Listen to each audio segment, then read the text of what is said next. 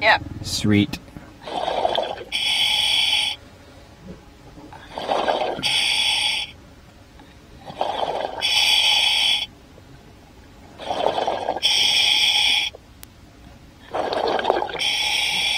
Lauren, you are live, you are live. A very warm welcome to the second live dive of today. Now today, we're starting shallow. I am only at 3.3 meters and I want to take you to the engine block, which is a famous sort of snorkel site where you can regularly see a moray eel and an octopus. Now I'm afraid they are not here today, but we have spotted lots of things inside of this engine block. So we're going to spend a little bit time here and then we're going to do a shallower dive. So it's obviously Lauren here as your underwater biologist. We have Emil on camera and we have Pat up on the surface. So over to you, Pat. Let's go and take a look at the engine block. Yes, welcome everybody. It is nice to mix it up and have a little bit of a shallower dive today. So if you do have any questions or queries or comments about anything you are seeing, please let us know. And if you are on Twitter, use that hashtag diveLIVE.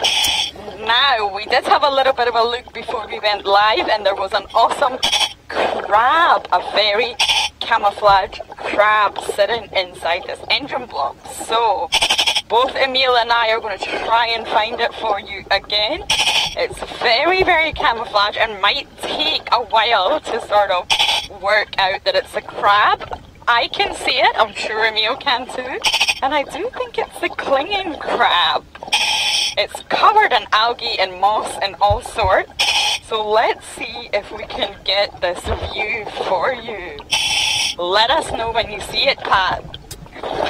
Alright, so... I don't want to put my finger too close because it will jerk away, but it's right in there, in this little crevice. It's an awesome little crab, trying to be camouflage inside the engine block, but of course we spotted it. Yeah, it is a bit difficult to see. I think I can see something there, but yeah, we can't really make out anything distinctive at the moment. Okay, Emil's working on it. It is there. But it's covered in all sorts. It's trying really hard to disguise itself. Have you got anything yet? Still nothing. It would be a really cool find if we're able to sort of bring this up for everyone.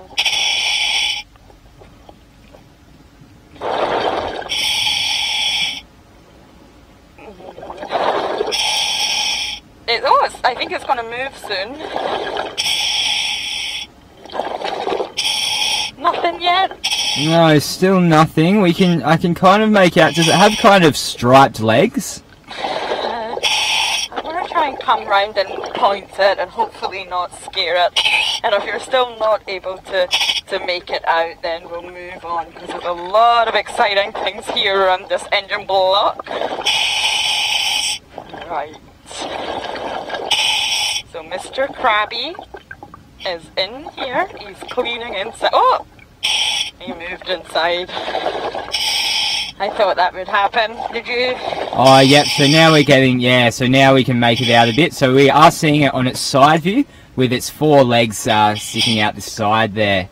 I think it is a clinging crab, but yeah, it's just so well camouflaged. And we did come here hoping to sight maybe a moray or an octopus, but we decided to stay here when they weren't present because this engine block, which dropped many, many years ago, was never removed because it became such an awesome habitat for so much marine life. So maybe you're not able to see the crab so well, but if Emil just moves a little bit to the left, we have a lot of banded coral shrimps hanging upside down in the engine block. So we'll try and show them to you. They're literally just hanging upside down, and these guys are cleaners. So that means there must be a lot of cleaning that goes on at this little engine block as well. So not only is it a habitat and a home, is probably also a little cleaning station. Are you able to get these shrimps? Yeah, we can see these ones much better, so we can really make out it's really quite elongated red and white striped claw there, and it's super long white antennae that it does use to feel out what's coming its way to see if it's something worth cleaning or not. Yeah, and just to the left of them, this will be my last one, I promise, there is a huge special thing that I love called a sailor's eyeball. It's right inside there, and it's actually a special form of algae. Now, I call it the sailor's eyeball, but some people call it sea pearls, which is a little bit nicer. Are you able to see that, Pat? Yeah, we can see that. So that white, or not white, sorry, kind of grey, silvery, circular organism there. Yeah, it actually looks like a shiny marble, but this is algae. And it is the largest unicellular organism there is, or one of the largest in the whole world. So it's just made from a single cell, if you like, and it creates these gorgeous little pearls, or eyeballs, I guess you could say. It goes by the name Ventricaria ventricosa, and these are just beautiful to see in the water. You just see them sort of reflecting as you're swimming by. So although you weren't able to see that little crab, you can see the huge diversity of life that we have here in this engine block. There is a lot of cardinal fishies I would love to show you, but again, I'm not sure how easy it is going to be to get them up for you. But what a huge range of life, even if Emil can just show you the engine block itself and the huge range of life that is living inside of it. Yeah, so hard substrates like this do often provide quite a nice structure for algae and tunicates and corals and sponges to all settle and grow upon, which then of course brings in other smaller fish and then larger fish. And it looks like we have a bivalve of some sort there with very red kind of wispy tentacles coming out of it. So just to the right a little bit. Yeah, in that little crack there you can see red strands kind of coming out. So that is actually coming out from a clam of some sort. I'm not sure of the exact species, but it does look like an anemone from back here, but I can confirm that it is a clam. Yeah, this would be the perfect environment for them as well. We've got greasebees hiding out underneath. It's a real active area, and sadly the eel's not here, but still there's so much life going on. And those bandied coral shrimps are probably the cleaners of the eels themselves whenever they need a little clean. So there's just a lot to see here. But we will move on because there's quite a surge. And what surge means is just sort of water movement, wave action that pushes you nearer to the shore. So it makes it a little bit tricky for us to stay shallow. So that means the plan is that we're going to go along the shallows really slowly, see what we can find, and then just slowly go a little bit deeper. There's a lot to see in this area, and this is what we call the hard pan. So it may look a bit barren, but I assure you it's not. There will be lots of juvenile little animals and tons to see here.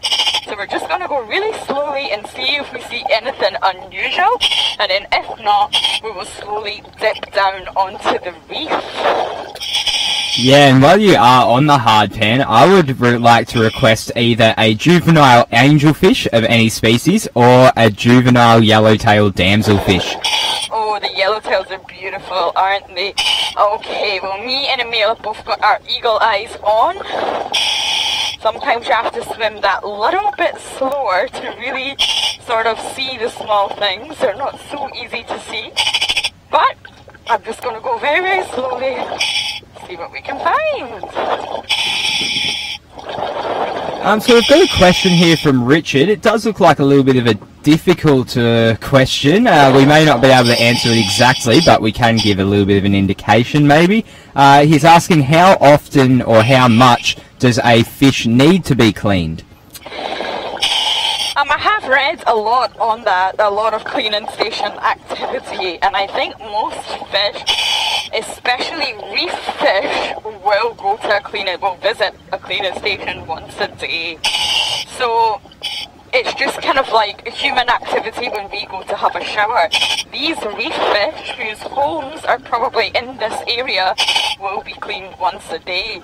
I've done a lot of work on manta rays, reef manta rays at cleaning stations, and we observe which individuals come through the cleaning station on a daily basis within the season, and it is the same individuals that you see. So I would say it's very, very regularly, but with injured animals, especially injured manta rays, they spend a lot of time at the cleaning station, almost all day, to keep their wounds healed and to stop them getting infected. So I think it's very, very regular, but it probably does depend on the animal itself. Yeah, most definitely, and I'm sure size would play a big factor in this, and some species, you know, we will see them at the cleaning station very briefly. They'll just go in, be there for a couple of seconds and go, and then others we'll see spend quite a bit of time, and they'll really get a thorough clean by opening their mouths and allowing them in their gills and everything like that. Yeah, cleaning activity just really fascinates me, you know. There's a lot of symbiosis going on, there's a lot of interaction between different species, and there's a lot of body language that we will not be aware of. So the client, as they call them, will actually visit the cleaning station and really communicate to the cleaning animal exactly where they want cleaned. Especially if they have an annoying ectoparasite here, they will put that part of the body in the cleaner's face to show them, I want you to focus on this area. So there's a lot of studies into the works of a cleaning station, and it's truly fascinating. Yeah, and the fact that they do show specific body parts to be cleaned kind of makes me think that they must be able to feel these parasites on their skin. Oh yeah, 100%. Fish can feel the ectoparasites. They know they're there, and that's another reason that we'll send them straight to the cleaning station.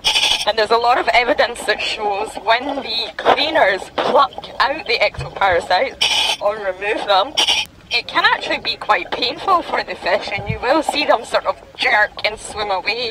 And if it was particularly painful, the fish will just immediately leave the cleaning station. But of course the little cleaners have done their job, so it's not always a smooth sailing process. It can actually be really painful for the cleaners. Yeah. So we've gone a little bit deeper. We're now at 6.5 meters, but we're still just going to cruise, have a really relaxing dive over the sort of coral reef area and see what we can find. The visibility hasn't been great these days, but we've still been having awesome dives. So we do have a little mini school of grunts ahead. I can see the bigger ones are definitely the blue striped grunts. I think the smaller ones might be the French grunts. Maybe Pat can check on that. Yeah, sure. One of them is injured, the one at the bottom. I'm not able to see exactly what, but it's showing some sort of injury on its left side. The two blue striped grunts have swam off, but these ones are much smaller. And maybe Pat can get the exact species for us. Oh. Hey Lauren, so we are just looking out at the water right now, and to your right on the surface there is a school of fish that appears to be going mental over something. They're breaking the surface quite heavily, so if you do see any feeding activity go on, let us know. So we are just at the buoy, so is it close by us?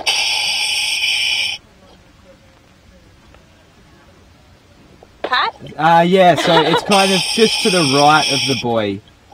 Okay, then maybe we should swim over and take a look in case there's any activity that we're missing. We can't see anything at the minute because of the visibility, I would imagine, but yeah, let's go over, Emil, and take a look. So Pat, did you work out exactly which species that was? We had the blue striped, and what was the other one? Yeah, you were right, so the smaller ones were the French grunts. Oh, okay, perfect. We can't see anything, but Pat is actually not too far away from me on the surface right now. So He's obviously in a completely different world. I'm underwater, he's on the surface. But he's obviously able to see some activity happening. Maybe splashes. It has settled down though. The water is now back to normal, so it must have just been some temporary action. Not to worry, we're sort of in that area now, so you never know what we're going to see. Yeah. So we got some black Durgans right in front of us.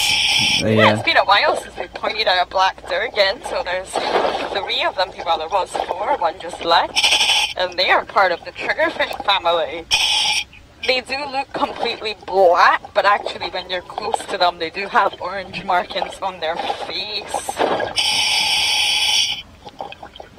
Yeah, and sometimes if the light is hitting them right, it can really look quite vibrant orange. There's also speckled blues in it.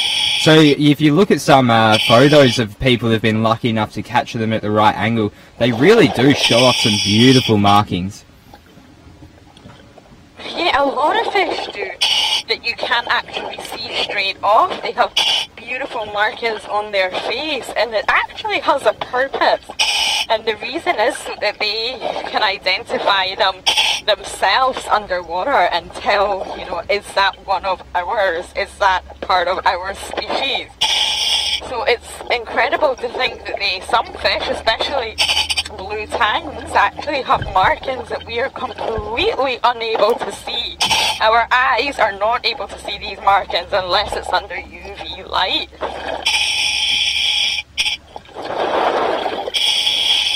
Well, even although we can't see very far, the fish are very active today. There's a lot of fish, so hopefully we can get a new one for our ever-growing list. We are at well over 115. We added some amendments to it, so that is a lot of different species to find here at Catarina Point. Yeah, it's quite a lot. So I believe there is over 400 different species present in the Caribbean itself, and the species of reef fish across the world well exceeds 900. So there are a lot of different species here in coral reefs. They're such a productive ecosystem. 900 species of what? Sorry, Pat? Oh, just of reef fish. Reef fish. Yeah. Sorry. Yeah, there is, and they estimate actually like the total fish population throughout all habitats in the world and all oceans is soon to reach 34,000. That's a crazy amount of different species of fish. Yeah, especially when you factor into it that it's only about 5% of our entire oceans that we've explored. So in the mysterious deep, there is still so many species to be discovered. I know, and we don't have that long left of broadcasting, as you may know, and I am determined to keep this list extending and extending as long as we can for the remaining dives. It really excites me to find a new fish. Yeah, it is just like a much more exciting version of collecting stamps, isn't it? I did used to do that when I was younger. So yeah, you can just imagine that I would grow up and start to list the fish species. Okay, so we are just cruising across the reef at a nice pace. It is really beautiful. We might stay shallow. We're not that far from the surface, so the light and the visibility is much better. And the fish are just going crazy for, oh, hello there. We have what I think is a lettuce sea slug right in there. So someone asked us earlier for a nudibranch, so this is not a nudibranch, it is a lettuce sea slug. Elysia crispata, I think. And these animals are fascinating. They really don't grow that big, no longer than my sort of index finger. And they are actually able, they're algae feeders, so they're actually able to digest the algae, and then they almost like steal parts of the algae for themselves, and they're able to use it to then sort of become solar panels, if you like, using the sun for energy. And this is called kleptoplasty. It's an amazing survival technique. So they do actually feed on algae. That's their source of food. But they're actually able to utilize parts of the algae and sequester parts for themselves to then get energy from the sun. And they are often tinged green because of this, but when I saw that one, it really didn't look green at all. And you can see that it gets the name lettuce sea slug from all that sort of crispy lettuce-like appendages on its back. Are you getting a good view of that? We're getting a really nice view of that. It's such a interesting but beautiful animal there, and we can see that the lettucey bits there are quite multicolored, and they can actually come in a real variety of colors across this species. Yeah, they're really fascinating. You know, you can probably swim over these and not really be aware that they're there, and they may get mistaken for nudibranchs, but they're really not. They are part of the sea slug grouping, and they tend to just glide their way over the reefs and the coral, just as a slug would on land. Yeah, and we can see towards the front there that it does have a little appendage sticking out. There's usually two, but we can only see one at the moment. And they are called rhinophores, and they're actually the sensory organs for this animal. So they will use it to sense what they are moving into. Oh, you're actually able to get a good look at them as well, are you? We can just see one sticking out the front there, that white structure that's kind of... Oh no, we can see both of them now. So yeah, now we're getting a really good view of both of them. Perfect. I wasn't sure what you could see. I've stayed a little bit back to let Emil get the perfect view. This is really mesmerising. And so this lettucey structure that you are seeing on the back is just skin flaps pretty much, so just extensions of the body. Yeah, and it's obviously where it gets its name from. It's supposed to resemble a crunchy piece of lettuce. But there's actually a lot of these around. They just aren't very big and aren't easy to spot. But there is quite a large population of these sea slugs around here in the area. Yeah, they are quite cryptic little species, but always an awesome sight when we do find them. It's quite funny actually with these guys, because they are descendants of gastropods, which are sea snails.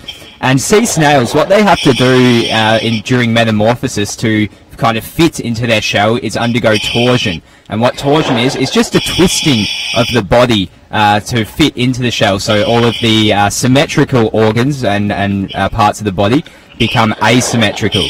But so these guys will still do that. But obviously what we're seeing right now is a symmetrical organism. So once again, they have to almost re-metamorphosize to twist themselves back into the original shape. That's a lot of effort to get to the same point. I have spotted a huge spiny lobster. I'm not sure how easy it will be for me to get to it. It is really tucked under a big coral outcrop. It's really hidden away there. So let's see if Emil can get you guys a good view of that. We are just seeing a lot of spiny lobsters around at the minute.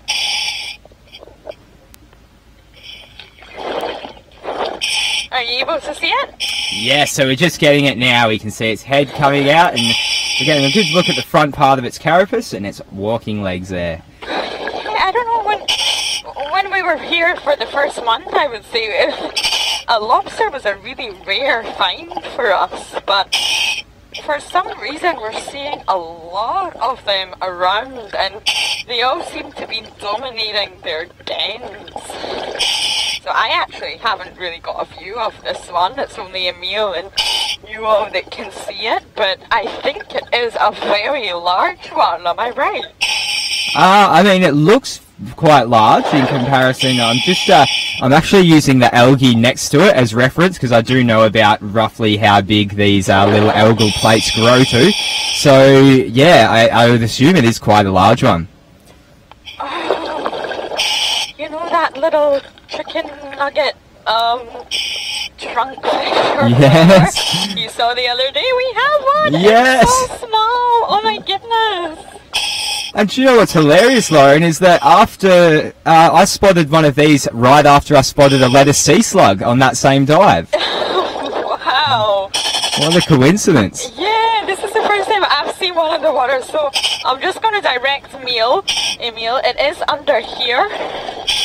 It is keeping itself hidden, but I think if we're patient, which we will have to be, it will pop itself out, and it is so small.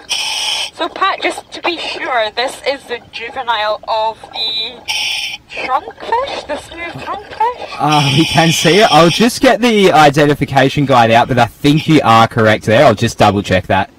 Okay, so we are just going to be patient. I know that sounds mad, but with things in the ocean, when they are hiding out, they obviously don't want to be seen. So if a diver who happens to be talking to herself, or what looks like she's talking to herself, and a cameraman come along, that will definitely cause them to stay hiding. But I believe this one will keep peeking out to see what's going on. So let's just wait and see if we can see it again, because it's so cute. Yeah, we can definitely see it right now. So this is a post-larval smooth trunkfish. Yes, it's not quite a larval stage, it's just a little bit on from that. But we show you trunkfish a lot during the diveLIVE adventures. So you can see how small this is. Literally no bigger than a centimetre to go to the big trunkfish that we see with those awkward boxy skeletons. This is great. We can see its little sucky mouth there pointing out as well. It's about the only feature that we can see apart from its spotted body. So it's well, so I cute. can't even see it. It's too small for me to get a look at. So I'm so happy you're all able to see that. I did realise I said chicken nugget, so just to explain, me and Pat sort of gave it a little nickname that it's a little chicken nugget because it's so small. So that is just our nickname for it, in case you wondered what I was talking about. Everyone's loving this sighting as well. They all say that they want one for their own. It's just so sweet. And because it does have very poorly developed fins at this stage, we can't really see them moving at all. So it does look like it's just floating around right now. Yeah, it kind of does appear to just be bobbing up and down. And it's obviously using that coral that's sort of hanging above it as protection. So it's very small and it would be easy prey for so many fish around here. So it obviously knows that and is trying to stay hidden. It's so sweet. And trunkfish do grow to develop a real box-like protective skeleton. That's why they're part of the box fishes. But obviously this juvenile is so young, it probably hasn't grown a sort of protective encased skeleton around it yet, which would make it even easier prey. Have you still got that ahead? Yeah, we're seeing some great views of it right now. I do think someone watching the last time called it a dice. It's like a dice that you would play a board game with. So yeah, I guess it does. It doesn't look anything like a chicken nugget. I don't know why we said that one, Pat. So, Zena was asking, so how big will this one grow? The trunkfish grow, I think, to about 30 centimetres, which is about 12 inches, maybe even longer. Have you still got that book open, Pat? Yeah, I'm just going to flick back to that page, and I'll say, that, yeah, so yeah, 6 to 10 inches, or maximum of 1 foot. So, okay, yeah, so about 25 centimetres maximum, but maybe 30. It's not just the length, they develop such a real box cube skeleton. So it's not even just the length of them, they are quite sturdy in appearance and very well protected. And they're also, when they become adults, not such great swimmers. Because of the skeleton, it's like a trade-off for not being smooth, sleek swimmers. So they don't tend to move too far, they tend to stay in the one area. I'm just so happy I can share this juvenile with you. And Marcy wants to know what they would eat. what they do. Sorry, what was that?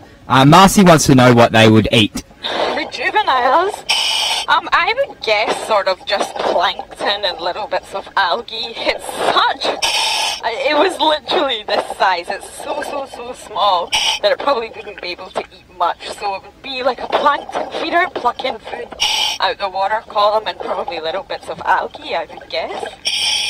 Yeah, I would completely agree with you. So the adults do tend to be carnivorous, eating mollusks, worms, crustaceans, tunicates and sponges even. So yeah, we would think that all of the little crustaceans and mollusks in the water that we do call plankton would definitely be the diet of this one. Yeah, most juvenile forms of reef fish aren't really ready to sort of eat what the adult forms eat. So most of them will just survive on eating the plankton unless they become cleaners.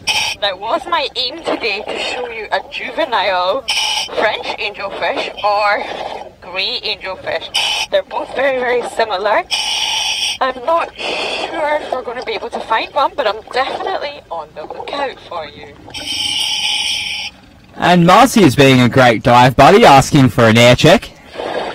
I am at 130 bar, so I still am quite shallow. So hopefully we can stay down a little bit longer.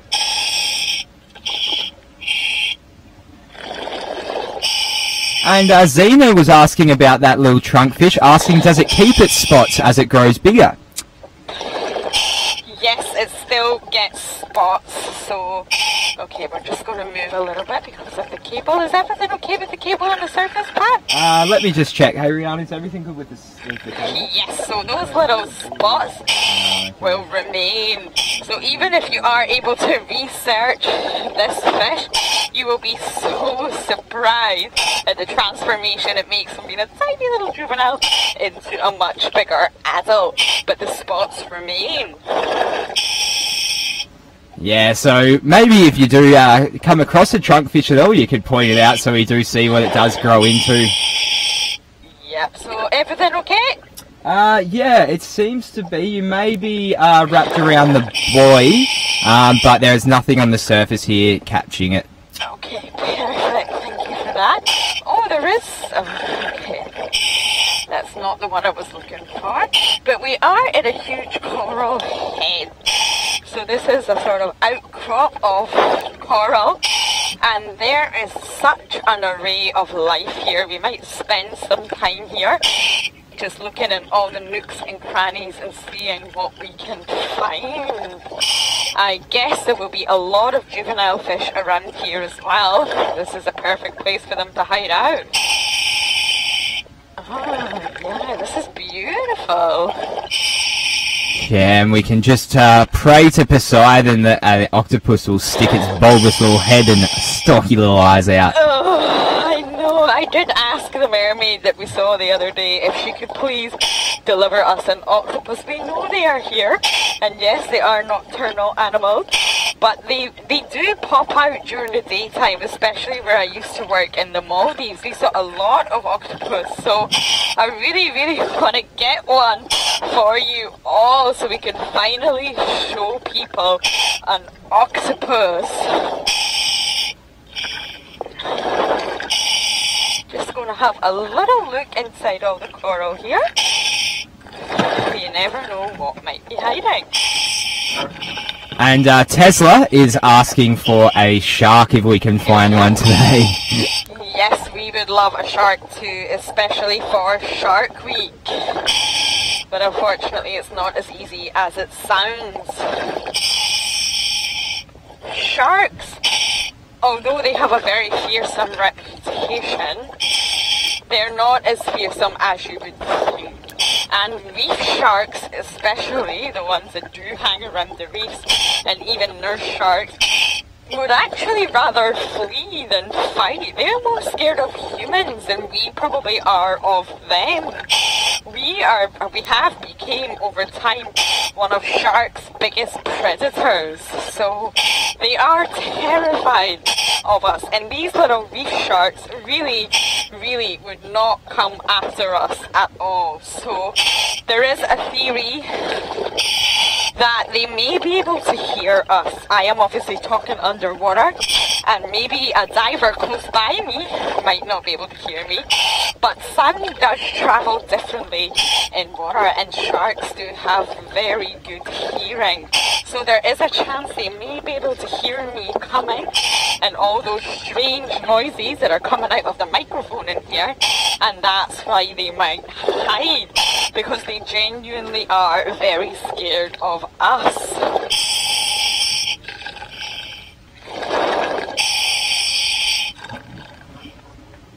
Yeah, it's just like snakes on land, really. They're always going to be more scared of us than we are of them.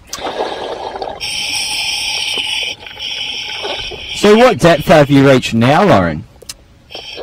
Sorry, what was that? I'm just asking what depth you've reached now. Oh, I'm at 6.8 meters, but I'm just having a little bit of trouble with my mask, so if you're okay just to take over first just now? Yeah, of course. I'll see if we've got any remaining questions here from anything we have seen today. I'll just answer them while you fix up your mask. So Proud Cat Mama was asking, do the adult trunkfish secrete a poisonous toxin, and she was asking whether the juveniles do as well, but I'm not actually sure whether this post-larval one will be developed enough or not. So I know a lot of toxins are produced by bacteria within the body, so I'm not sure whether this one would have the bacteria inside yet or not. Okay, sorry about that. I was just having a little bit of trouble with my mask, but I fixed it, so I'm back with you all. Thank you for your patience, and we are just cruising the reef at around 7 meters now. Sometimes I like just to do the odd shallow dive, because you never know what you're going to see. You can never guarantee what you're going to see, but sometimes I like to stay shallow and find out. I am also looking for species of fish that I don't know, so we can hopefully get an identification. So let's keep swimming. So it looks like we've got a pretty deep sand channel running through here, and these channels are actually really integral to the reef. So not only are they good for us divers because they always run perpendicular to the shoreline, so we can really orientate ourselves by lining ourselves up with them, but they also store a lot of the sand that is broken down off the reef from dead and decaying skeletons and feeding activities and boring activities. And this sand will eventually undergo lithification, which is the process of sand being condensed into rock. Then this rock will provide structures for more corals to grow on and other organisms to grow on, and provides a house and shelter for other organisms. And then that will be broken down, put back into the channel, and history will repeat itself. So it really is like a big system here. Yeah, and on the channels is where you will find the organisms that live on the sand. So it's always worth a visit to have a look at these channels to see if there is anything lurking there. I can see another little juvenile hamlet over here. There's quite a lot of them around today. So I think this is the barred one, but let's take a look. Yes, everybody always loves a good hamlet sighting, and yes, this definitely does look like a barred hamlet. Yeah, but it's smaller than the normal ones we see, so it must be a sort of adolescent barred hamlet. We're still on the lookout for a golden hamlet. I wonder if we will ever get it. We found a lot of species of hamlet during our dives here, but haven't quite found the golden hamlet.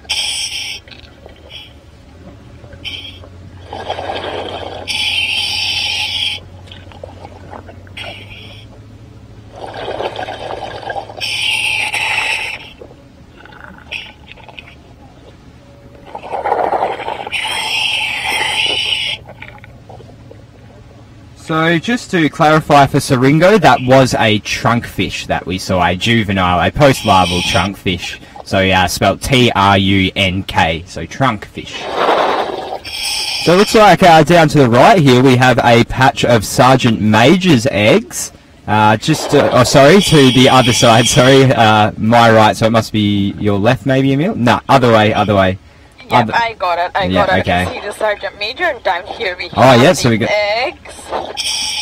So that must still be breeding season for these guys, and luckily we have a zoom so we can stay far away but still show you, because they defend and guard their eggs really cautiously, so we do not want to disturb them, of course.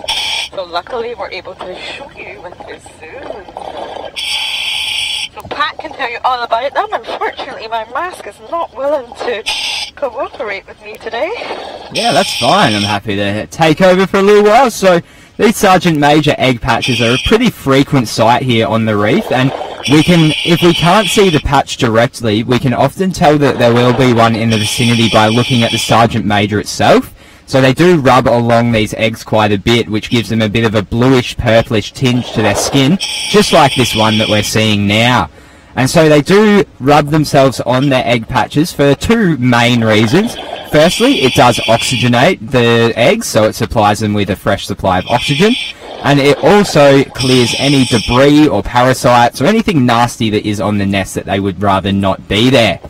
And they will stay pretty close to this nest, defending it quite aggressively. We do see this quite a lot in damselfish, though they are damselfish, and damselfish will pretty much defend anything aggressively, and this is no exception here for their young with the Sergeant Majors.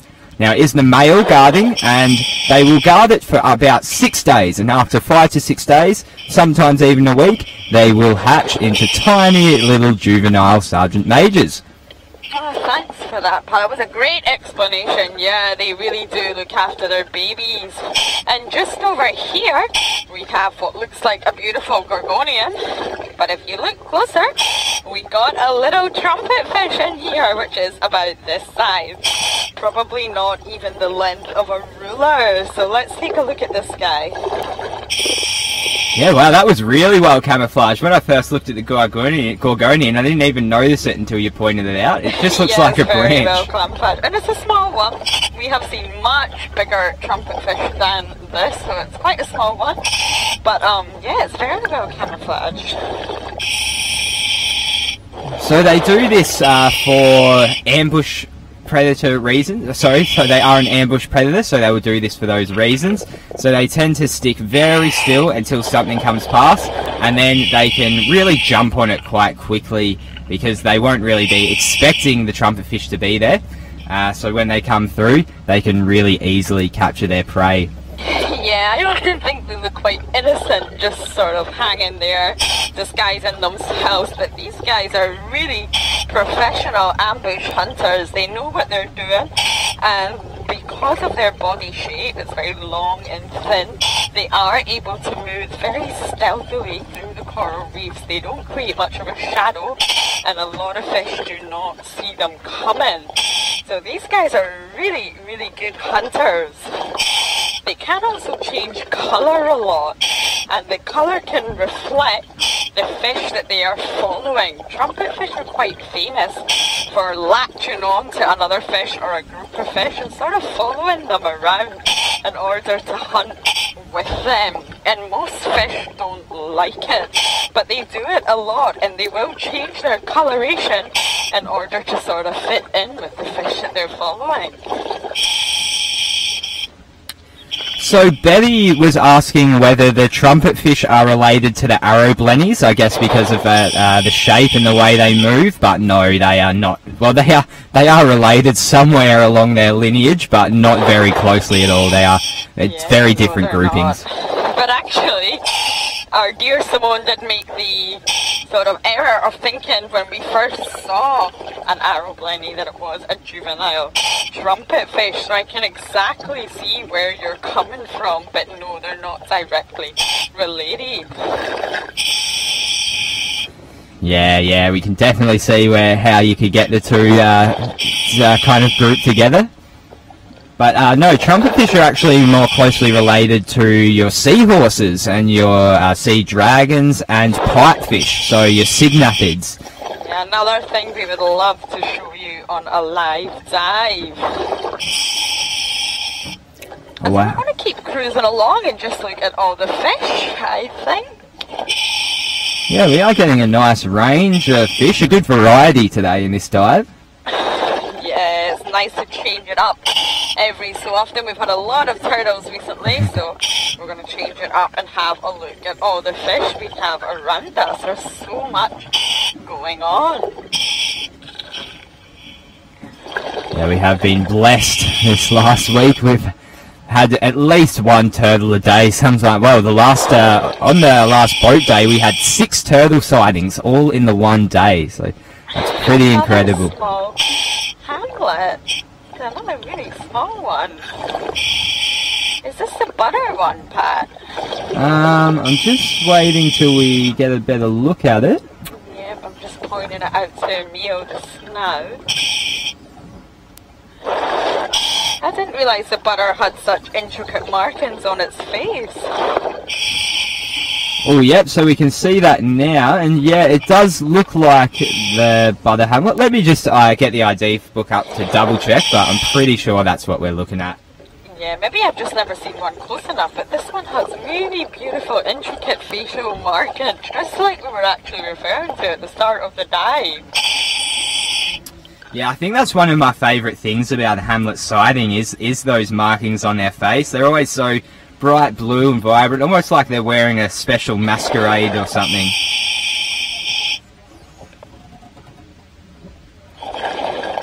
Is it definitely the butter one? So I just found the hamlets now, and yeah, definitely the butter. I didn't realise quite how beautiful it actually was. There's hamlets everywhere here. This must be the hamlet territory. Yeah, I have noticed. I think it seems to be the more time we've spent here, the more hamlets seem to be hanging around. At the start, we barely even sighted them. Yeah, we definitely see a lot more hamlets now than we did at the start.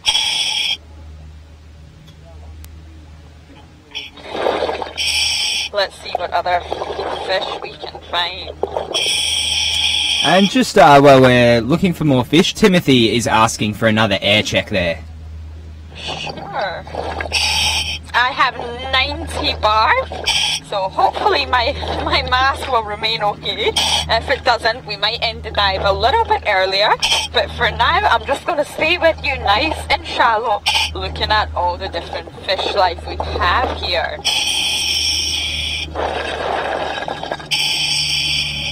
Luckily, I've got Pat on the surface who can support me if I need to make any adjustments to my mask. Yeah, most definitely. Just let me know if you need a few seconds here and there. And to keep me talking, guys, don't forget you can ask anything that you would like.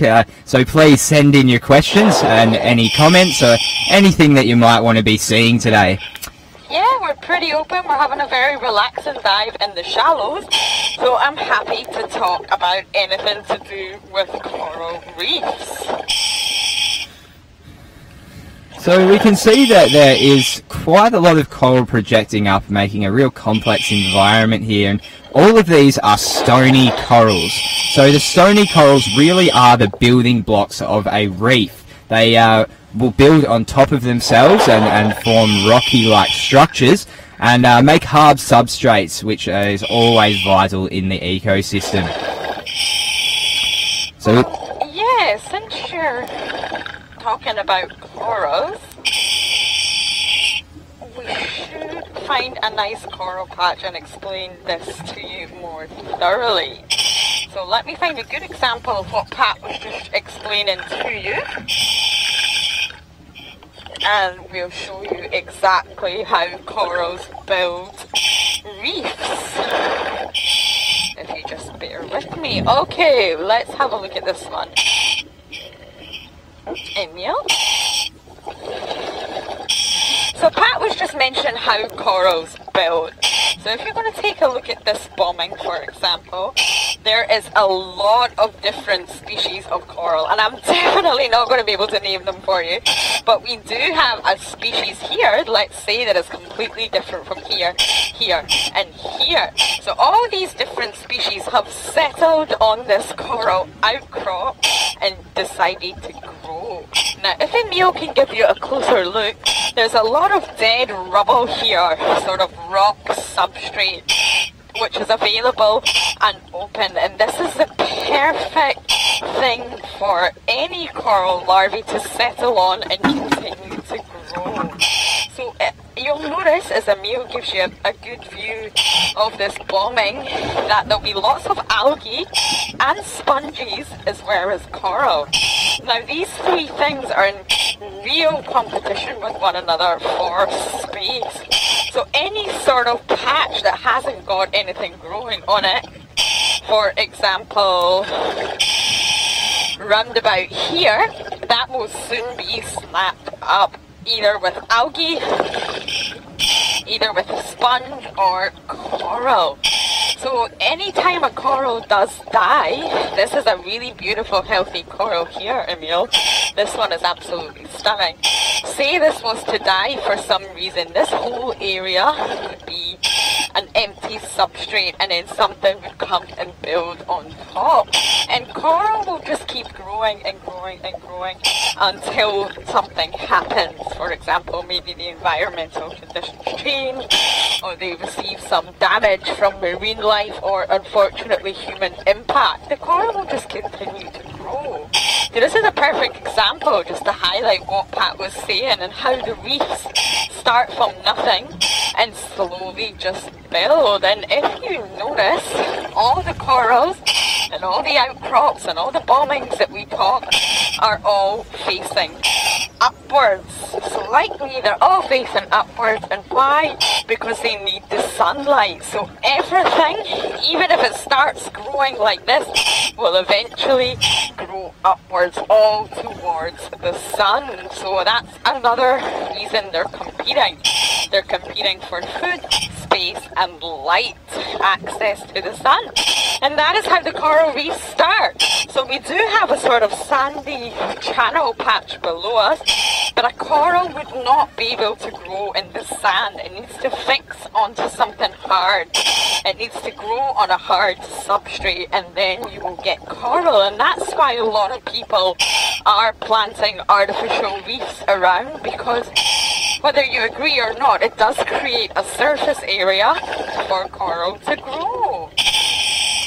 Yeah, and just to add on that with something pretty interesting is that this entire island that we're on, the land part of the island, is actually still all growing on a coral reef. So there has been so much coral reef growth here in Caribbean that it's created kind of an island of just calcium carbonate, so the remnants of the skeletons of these corals. And as the sea level has dropped, it's exposed this island, which is what the island we are right now, and eventually land organisms have settled here and kind of broken it up, and eventually we have the island that we're standing upon today. So that's all thanks to coral reef growth as well, which I think is pretty incredible. Now, Lauren, we do have quite a few coral reef questions here. Would you like me to take them, or are you okay with your mask for now? It's not behaving very well today, but yeah, I'm okay to take them. Alright, so the first one we have is from Copper, and she's talking about coral bleaching. She wants to know, once bleached, can a coral recover? Great question, and yes it can. So some people think when a coral is bleached it's actually dead. It's not. It's still alive, but it's in a very stressed and weak state. So just to give you a little background, without going too deep, it's actually expelled all the algae that it used to have inside. There's a beautiful symbiotic relationship between coral and algae algae lives inside the coral's tissue. Now, it provides all the food and nutrition for the coral. So, when a coral becomes stressed, it expels that algae. So therefore, it's obviously not getting any food from the algae any longer. So, it's very stressed from whatever reason. Mainly temperature. If the temperatures go too high, coral becomes very stressed. But there are other reasons as well. So it's still alive, but it's not getting all that nutrition and the food from the algae. It's having to fend for itself using its tentacles at night time. So on average, it's between 6 to 8 weeks that they give it. And if a coral does not recover within that time frame, it will most likely die. But If the conditions were able to improve in that time frame, then the coral can recover and begin to thrive again. So that was a long explanation for you, but there you go. Yeah, that's a great answer. Turtle. Oh, nice. I can just, it's upside down, I can just see its booty and its flipper, but we do have a turtle. And it's really shallow, because we're only at 7 meters. So sorry, I can answer any other coral questions on the way, Pat. Yeah, definitely. So Jacqueline was asking, she's heard of the term coral spawning, but isn't sure what it is.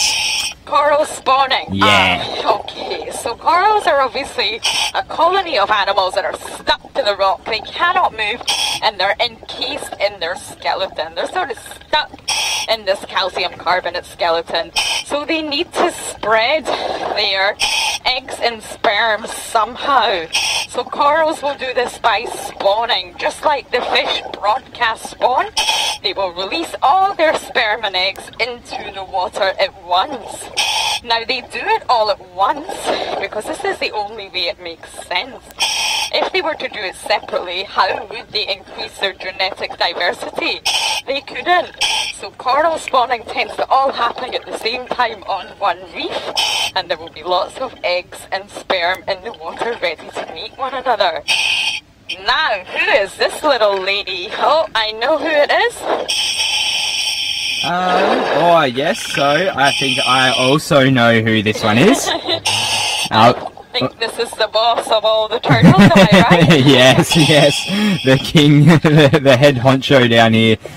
So this is shark bait. This is shark bait with an accompanying French angelfish. Now, that's quite unusual. Normally angelfish always come in pairs.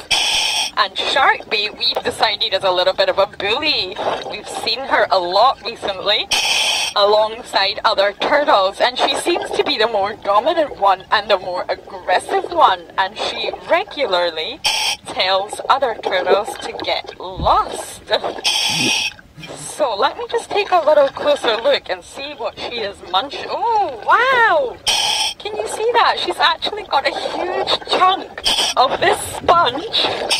Emil, are you able to just have a look here? This part, which has been cut off the sponge, Gretchen has, Sharkbait has it in her mouth. Wow, yeah, so we did see her picking up quite a large chunk of the sponge, so she must have given it quite a pull to have torn that off.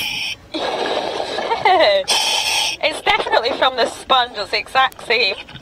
And her and the angelfish are both going at it. So it must be a juicy one. And a lot of you have asked exactly why or which species of sponge the turtles like the most, or how they choose. And I've actually been reading up on it, and it's not 100% just sponges that they eat, but it's their most common food source. And apparently hawksbills are famous for choosing the sponge that has the most spicules in it.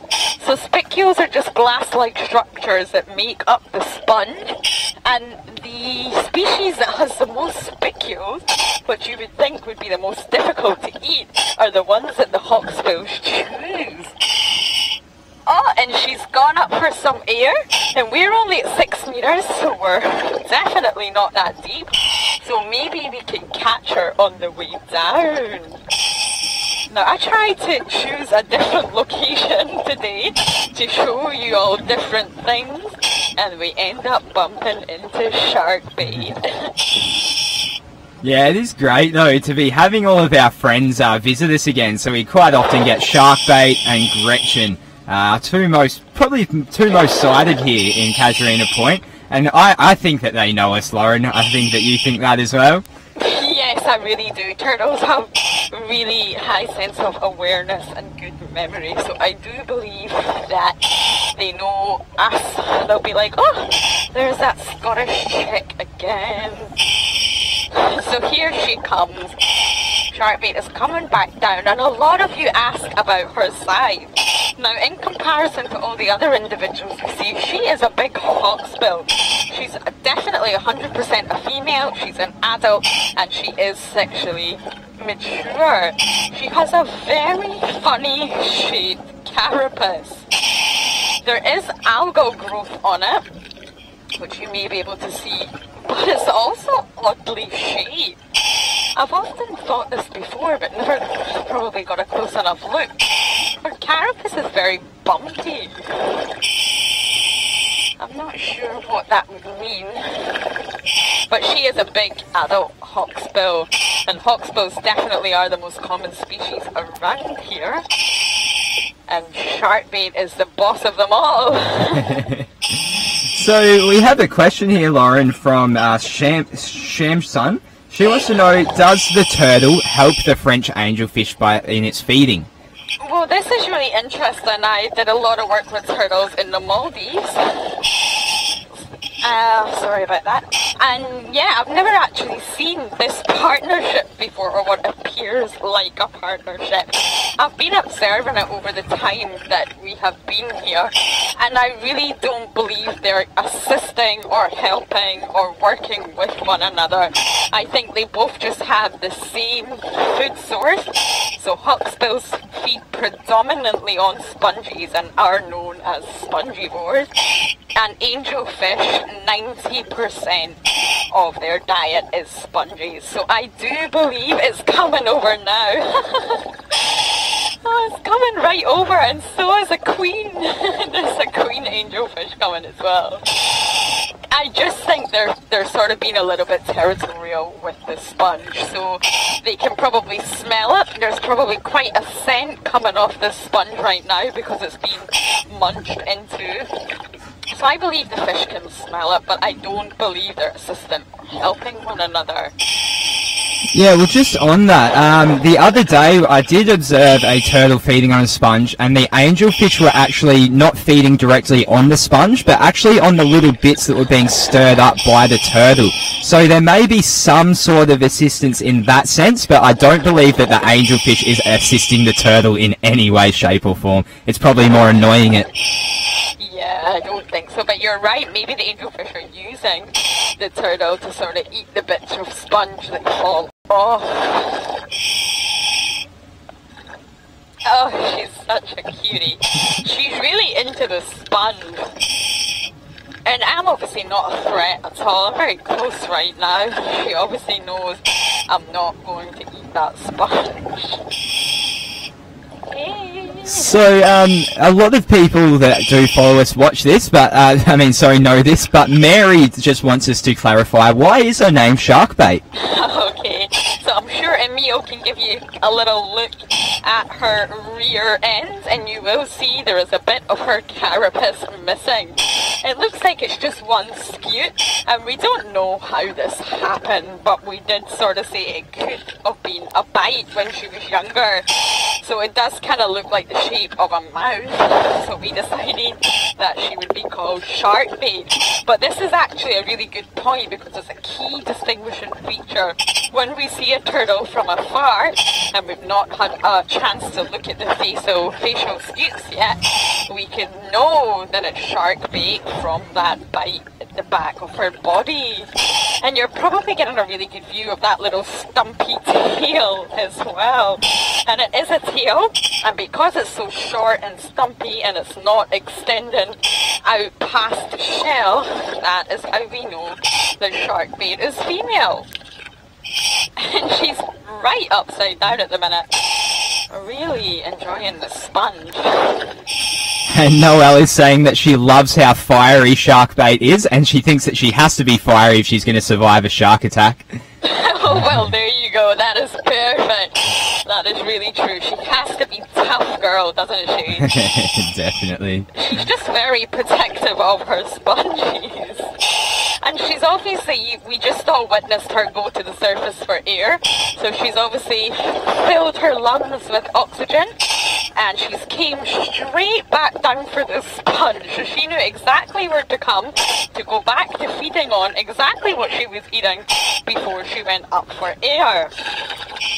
And Kathy actually called this. So about 5 minutes ago, Kathy commented, and she said, I bet she's going to come down for that chunk of sponge again. So good call there, Kathy.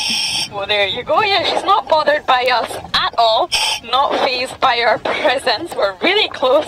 We're not a threat. Like Pat mentioned, she probably does recognize I believe that she probably recognizes the noise that we're making, or that I'm making. She probably is aware of that noise now, and knows that it's not a threat. She's never been harmed by us. Turtles have a really good memory, so if they are hurt, if I was to go up to Sharkbait now and really hurt her somehow, which I would never do, she would remember that, and from this moment on, she would probably become quite skittish around humans.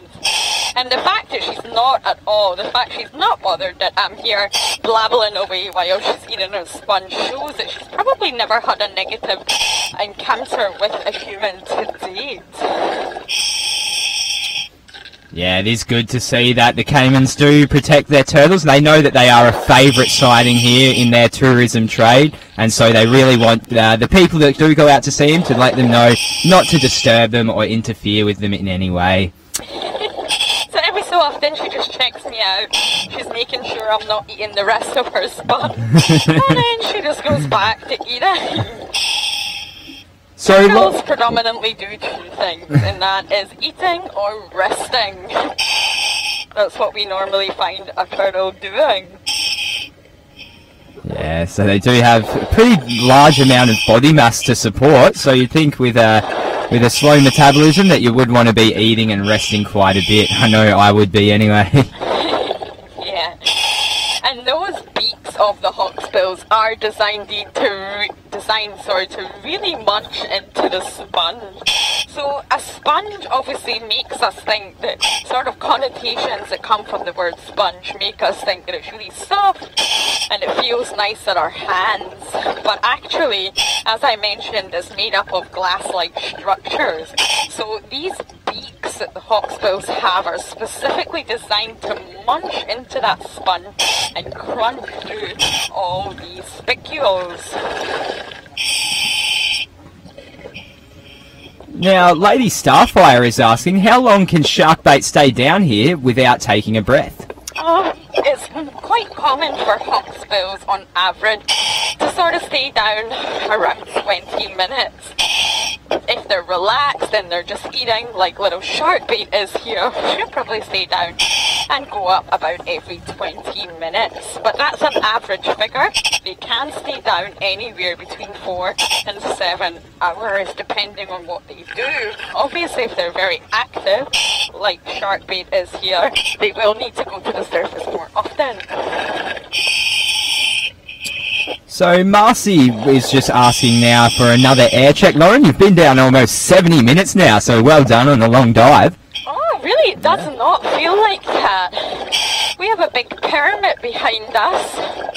I've actually got 60 bars, so I'm getting ready to wrap up, but I've just caught sight of this big pyramid away in the distance. Are you able to see that? Yeah, we can. So this is the second one in 2 days, which is great. So they must be cruising through here at the moment. I wonder if this is the same one we saw yesterday. Can you see whether it's got the damage on it, Lauren, or are you too far away? I'm really far behind. The meal's up front. I definitely can't see anything from here, but maybe we can try and get a little bit closer. Actually, I think I can see it. So the damage we saw yesterday was up near the operculum, the gill covering, and there does seem to be some sort of something unusual there. It's definitely not the remora. We can see the remora there sucking onto the bottom of it. So this may be the same permit we saw yesterday. Wow, so it's probably staying, it's obviously lost its school, and it's probably staying a little bit shallower on the coral reefs for protection if it is injured. Oh, how wonderful! So we have had a huge array of species today. Oh, we've got a little juvenile 4-spot butterfly fish, and we can see it's actually got 4-eye butterfly fish, sorry, but this one still has its 2 pairs of dots. So we can see towards the rear of it that there is 2 sets of spots, whereas the adults will only have 1. So they do lose this second pair as they mature. Oh, how cute! It is. So this is the benefit of sort of staying shallow, you get to see all the little cutie patootie juveniles. So I am getting ready to wrap up, so I just want to go and say goodbye to shark bait with you all, and then we will end the dive. So another day is down. We do only have broadcasts remaining on tomorrow, Thursday, Friday and Saturday. 3 more days left of broadcasts for you, but we will ensure that they are amazing. And little shark bait here wants to say goodbye to you. She's still munching away on that sponge. It must be so juicy. But thank you everyone for being a part of the journey. Thank you for joining me today. I didn't realise it was such a long dive, but it's been fun just looking in the shallows and seeing what we can see. So apart from shark bait here, I think my favourite was that little chicken nugget of a trunkfish. It was so cute for me to see in the water for the first time. So from both shark bait and I, we just want to say thank you once again. Thank you Emil, thank you Pat, and we will be back tomorrow at 7 AM Cayman time. So until then, we'll see you later. Yes, thank you for everyone for joining us, and shark bait, let's give you a big fin. Noggin, dude.